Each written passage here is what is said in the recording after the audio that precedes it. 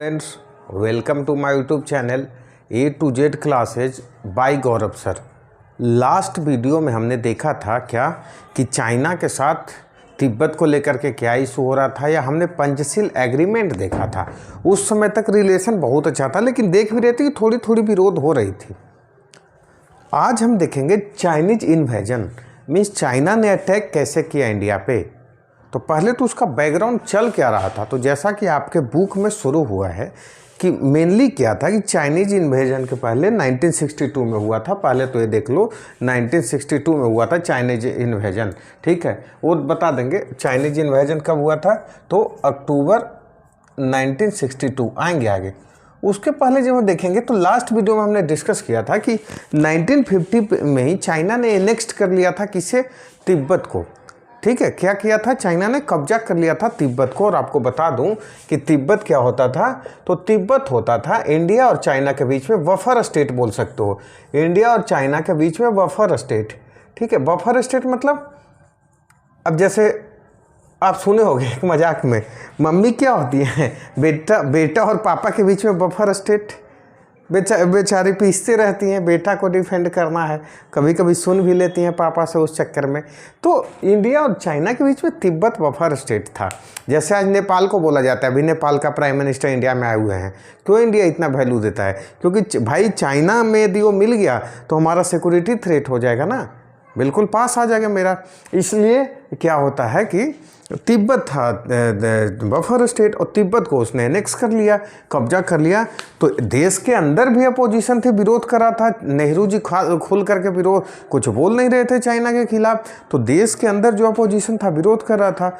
तो पहली घटना तो 1950 में ये हुई, और बाकी चीज़ें मैं बता चुका हूँ कि कैसे वहाँ के प्रीमियर के साथ दलाई लामा आए थे, नेहरू को बताए कि देखो भाई तिब्बत में ऐसा ऐसा इशू है। नेहरू जी ने बोला था उसके चाइनीज़ प्रीमियर को, वो लोग बोले थे हम लोग ऑटोनॉमी देंगे।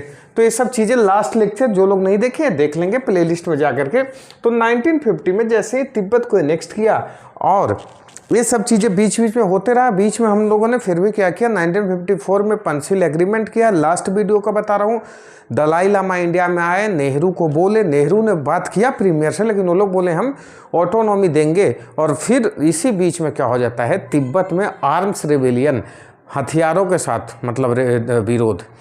दलाई लामा को लगता है जान का खतरा है, तो इंडिया में भाग करके आते हैं और शरण मांगते हैं, भाई एसाइलम दो हमें। इंडिया 1959 में क्या कर देता है, दलाई लामा को एसाइलम देता है, बोल सकते हो हिंदी में बोले तो शरण देता है, क्योंकि हम लोग अतिथि देवो भव पे चलते हैं, अतिथि हमारा भगवान होते हैं। चाइना को बताया, ये बोला कि ये तो भाई पंचशील एग्रीमेंट क्या हुआ था 1954 में, लास्ट वीडियो में देख लेना, साइन किया था। इसमें एक था कि एक दोनों के इंटरनल मैटर या इंटरनल सोवरेन मतलब मैटर पे हम इंटरफेयर नहीं करेंगे। तो चाइना ऐसा बोलने लगा कि ये दलाई लामा को शरण दे करके इंडिया अपने देश में एंटी चाइना एक्टिविटी को प्रमोट कर रहा है। ये उसकी ग्राउंड थी, भले हम लोगों ने अतिथि देवो भव के बेसिस पर उन्हें शरण दिया था, ये चाइना का ग्राउंड था। क्लियर है यहाँ तक। ये दो महत्वपूर्ण घटना था। 1950 में तो क्या किया, तिब्बत को चाइना ने अनेक्स्ट कर लिया, मिला लिया अपने में, बोल सकते हो कब्जा कर लिया। और 1959 में हमने क्या किया, जब दलाई लामा भाग करके आया तो शरण दे दिया। वहीं पे देखोगे तो धीरे धीरे इंडिया चाइना में बॉर्डर डिस्प्यूट भी स्टार्ट हो चुका था, क्योंकि इंडिया और चाइना के बीच में है मैक-मोहन लाइन, बॉर्डर बोला जाता है, सुने होंगे बहुत बार, मैक-मोहन लाइन। जो क्या हुआ था इंडिया और चाइना के बीच में, जब इंडिया ब्रिटिश का कॉलोनी था 1914 में साइन हुआ था। उस समय चाइना बोलता है कि ब्रिटिश लोगों ने मनमानी किया था, हम लोग इसे नहीं मानते, जबकि इंडिया इसी को मानता। उस समय चाइना भी बताया था, चाइना का जो ये आज का कंट्री हो तो 1949 में रिवॉल्यूशन के बाद है, राजा होता था चाइना का, तो उस समय तो नहीं कुछ बोला था। शिमला में एग्रीमेंट हुआ था, इसलिए इसको शिमला एग्रीमेंट भी कहीं कहीं मिल जाएगा। एक और शिमला एग्रीमेंट अगला लेक्चर में बताऊंगा, जब इंडिया पाकिस्तान के बीच में हुआ था 1972 में, वो बात दूसरी एग्रीमेंट है। इस लाइन को नहीं मानता था, और दो फ्रंट पे चाइना के साथ बॉर्डर इशू स्टार्ट हो चुका था। एक तो वेस्टर्न फ्रंट पे, एक ईस्टर्न फ्रंट। वेस्टर्न फ्रंट याद करो, लद्दाख वाला रीजन, अक्साई चीन आपका लिखा हुआ है। वेस्टर्न फ्रंट अक्साई चीन, लद्दाख वाली रीजन, और ईस्टर्न फ्रंट मीन्स आज का जो अरुणाचल प्रदेश है, उस समय उसे बोलते थे NEFA, North East Frontier Affair Agency, दोनों फ्रंट पे इंडिया का था विवाद था। इंडिया का चाइना के साथ क्या बॉर्डर इशूज भी स्टार्ट हो चुका था धीरे धीरे, ठीक है। प्लस में क्या कर रहा था इसी समय 1957 से 59 में चाइना ने बोला जाता है एक्साई चीन का पार्ट कब्जा करके स्ट्रेटजिक रोड भी बना लिया था, मीन्स बॉर्डर के पास रोड की, यदि मान लो फ्यूचर में वार हो जाए तो जल्दी से अपना सारे हथियार, टैंक, गोला बारूद भेज दें बॉर्डर पे। और इसी समय जब कब्जा किया था एक्साई चीन के पार्ट को तो इंडियन डेमोक्रेसी में, इंडियन पार्लियामेंट में बहुत विरोध हुआ था। और एक लीडर होते थे तो राहुल इतना तगड़ा विरोध किए थे कि नेहरू जी ने बोला ना जब कि यहाँ पे घास वास होता है, कुछ काम का तो नहीं है, तो अपना मुंडी से वो नेता त्यागी करके नेता होते थे, टोपी निकाले और बोले मेरे सर पे तो बाल नहीं है तो क्या मैं सर कटवा लूँ, किसी काम का नहीं है क्या मेरा सर। मतलब इतनी तगड़ी विरोध थी क्योंकि नेहरू जी ने के रहते हुए कब्जा कर लिया था। और ऐसे ही बताया था कि इंडिया में इंटरनल भी डिस्प्यूट था, सरदार वल्लभ भाई पटेल जैसा नेता चाइना पे भरोसा नहीं करते थे। तो ये सब बैकग्राउंड चल रहा था। क्या बैकग्राउंड चल रहा था कि भाई एक तरफ तो अक्साई चीन वाला पार्ट उसने कब्जा कर लिया, स्ट्रेटजिक रोड बना दिया, नॉर्थ ईस्ट तब तक नेफा वाला को टच नहीं किया था, बोलता था कि हमारा ये पार्ट है, जो आज भी बोलता है।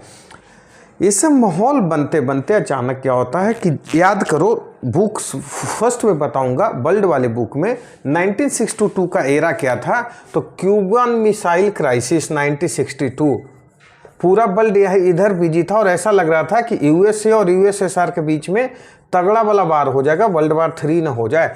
ये बस थोड़ा सा बता देता हूँ क्यूबा में क्या किया था। क्यूबा क्या है, लेफ्टिस्ट कंट्री था, वहाँ पे यूएसएसआर ने अपना मिसाइल रख दिया, मतलब प्लेस्ड कर दिया था और ऐसा लग रहा था कि अब तो वार तय है, पूरा वर्ल्ड का फोकस उधर था। उसी समय ने चाइना ने फ़ायदा उठा करके क्या किया, अक्टूबर 1962 में क्या इंडिया पे अटैक कर दिया। क्या किया, इंडिया पे अटैक कर दिया दोनों फ्रंट से। कितना कमीना होता है, एक तरफ हिंदी चीनी भाई भाई का नारा लगा रहा था, दोनों फ्रंट से अक्साई चीन वाला मीन्स लद्दाख वाला एरिया और नेफा अरुणाचल प्रदेश वाला एरिया भी दोनों फ्रंट से कब्जा कर मतलब अटैक कर दिया। लद्दाख वाला एरिया पे तो हमारे सैनिक पूरी तरह डट करके लड़ी, पूरा मुकाबला किया, आगे नहीं बढ़ने दिया। लेकिन अरुणाचल प्रदेश वाला एरिया में बोला जाता है कि आसाम प्लेन तक चाइनीज फौज आ गई थी, घुस गई थी। डिबेट बहुत है, कभी डिटेल डिस्कस करेंगे कि भाई उस समय इसलिए नेहरू जी की इतनी बदनामी हुई, बाद में आएंगे।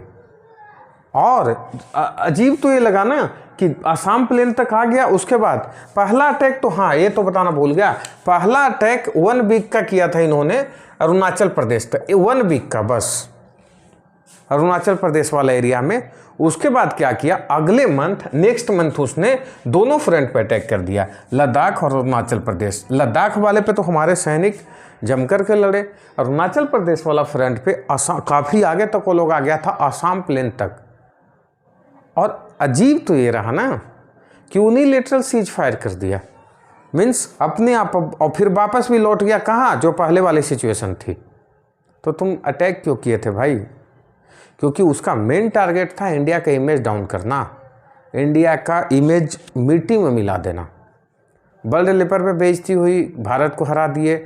देश के अंदर तो नेहरू जी की क्या हाल हुई आगे डिस्कस करेंगे इसी वीडियो में। क्या किया उन्हें, यूनिलैटरल सीज फायर करके पहले वाली जो चीज़ था वो चला गया। अब बोलोगे सर यहाँ पे हमारा रसिया मदद नहीं किया था क्या?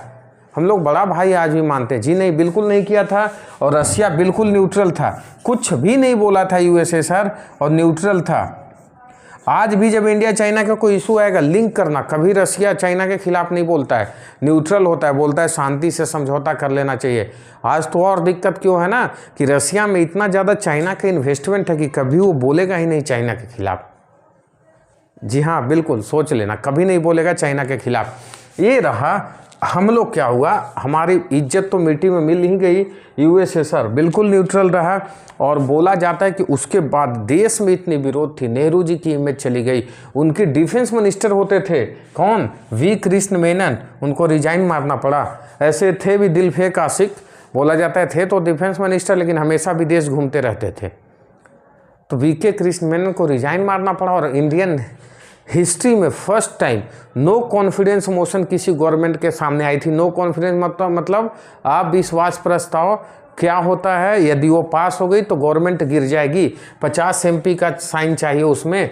ये पॉलिटी में पढ़ाऊंगा, अभी थोड़ा इतना जानो। अगस्त 1966 में एक लीडर होते थे JB कृपलानी, वो फर्स्ट टाइम इंडियन गवर्नमेंट के खिलाफ क्या किए, नो कॉन्फिडेंस मोशन लेकर के आए। भाई भले पास नहीं हुआ, चर्चा तो हुआ ना कि आपकी गवर्नमेंट खराब कर रही है। कितनी बेइज्जती वाली बात। उस समय नेहरू जी की कितनी बड़ी स्टेटस था, कितना अच्छा मतलब बड़ा लीडर हुआ करते थे।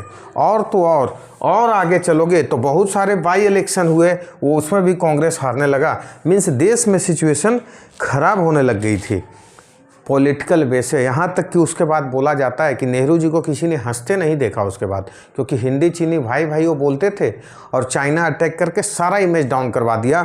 वहीं से हमारे प्रेसिडेंट हावी होने लग गए थे। जी हाँ, सर्वपल्ली राधाकृष्णन प्रेसिडेंट होते थे, क्योंकि प्राइम मिनिस्टर की इमेज डाउन, इमेज पे ही तो सारे चीज़ चलता है।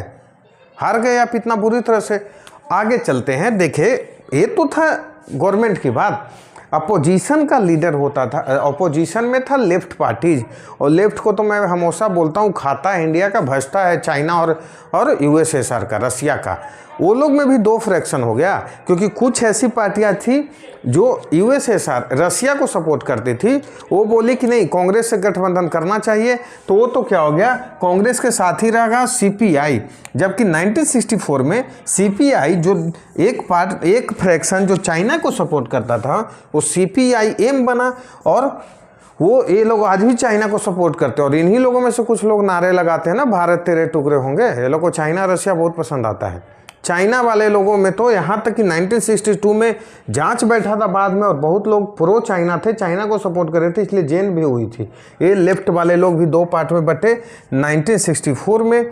और ये मतलब बोलो कि क्या बोला जाए, इंडिया की इतनी इमेज डाउन हुई, प्लस में इंडिया भी कुछ और करना शुरू किया। जैसे नॉर्थ ईस्ट में भाई इतनी असंतोष जनता को फैल गई थी कि आज भी वो लोग को बहुत बार लगता है कि हम लोग इंडिया में क्या नहीं है, क्योंकि फौज बचा नहीं पाई थी हमारी, उनकी इज्जत लूटी गई, सारा बैंक लूट लिया चाइनीज फौज ने आकर के, पीटा, क्या नहीं किया नॉर्थ ईस्ट वाले को।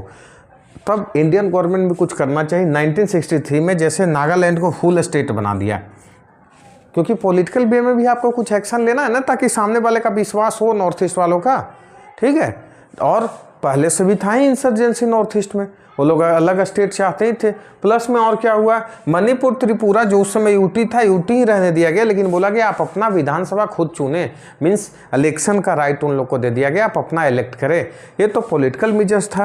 अब बोलोगे सर चाइना के साथ रिलेशन बनने में बहुत टाइम लग गया, ठीक है। और उसके बाद देखना 1976 में फुल डिप्लोमेटिक रिलेशन स्टार्ट हुआ। डिप्लोमेटिक रिलेशन मतलब मान लो इंडिया का डिप्लोमेट चाइना में हो, चाइना का डिप्लोमेट इंडिया में हो। और उसके बाद अटल बिहारी वाजपेयी फर्स्ट लीडर होते थे। याद करो, जनता पार्टी की गवर्नमेंट में ये फॉरेन मिनिस्टर थे, विदेश मंत्री थे। 1979 में चाइना गए थे फॉरेन मिनिस्टर बन करके।